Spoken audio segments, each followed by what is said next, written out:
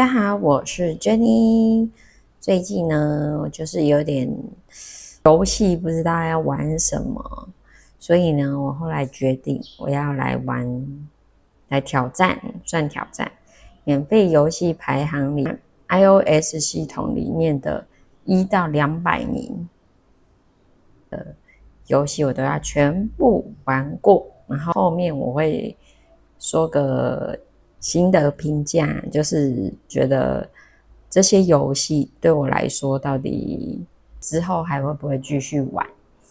我会先从第200开始玩，然后就玩上去这样。那我们就开始吧。所以这次要玩的是麻雀一番街重视胜利的线上日本什么东西呀、然后进来这个游戏，它就是不例外都会有一些新手教学嘛。然后它的新手教学，它会针对你的状况。我没有打过麻将，我有打过麻将，然后我是高手，不需要。那我这次呢会选我没有打过麻将，然后不看剧情，因为看剧情实在太长了。那大家有兴趣的话，可以选择看剧情啊。对，那我这次就不玩看剧情的部分。然后麻将是4个人一组，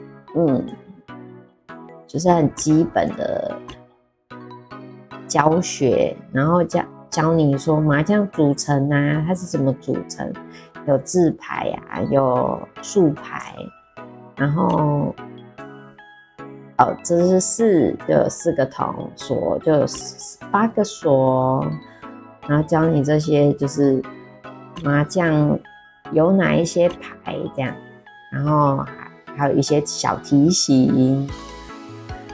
不会的话，他应该反正你就照着打。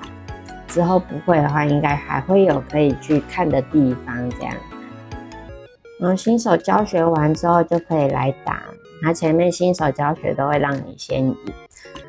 然后这个他就是在说他那些按键是在做什么这样。好了，我要开始打麻将。先领那个签到，然后这个是什么？看一下他招募的部分。他有一些就是造型，就是跟那种神来也的那个游戏不太一样的画风。就是神来也就是比较台式，那这个就是比较日系。如果你喜欢打麻将又喜欢日系风格，那你就可以选这一款。那玩的部分呢，我等一下玩完再来评判。目前就以视觉来看的话，这个会蛮舒服的这样。然后我想要选一下我的确实，结果这个要钱啊。好，那只好呢就直接玩。然后他在说一些就是休闲场是干嘛，而且我就先来玩休闲场，海马16张，开始，要等配对哦，配对时间会很久吗？看一下，还好，配对时间不会很久。然后他开始先补花，然后他思考的时间蛮长，有20几秒。你有时间可以慢慢去思考。A few moments later， 玩完一局了，然后没有输也没有赢，我就第2名耶，不知道这是什么。他还可以升级成那个就是角色的好感度。那我这次玩就是段位战，然后它是日本麻将。好啊，那我来玩日本麻将，还没有玩过日本麻将，来试试看。好，那我先选4人的，然后少一点就好。那打麻将有时候会打很久，很累。4、6、8、10、12、13。日本麻将就少3张，我打起来应该都大同小异。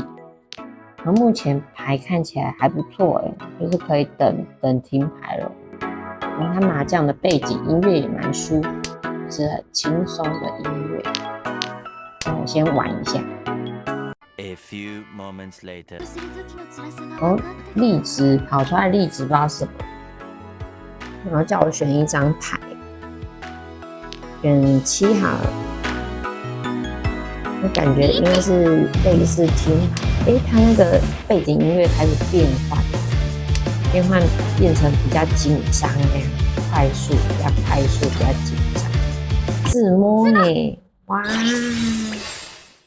好运哦！那个新手算新手吗？新手运气这样，直接跳满12000，哈哈哈！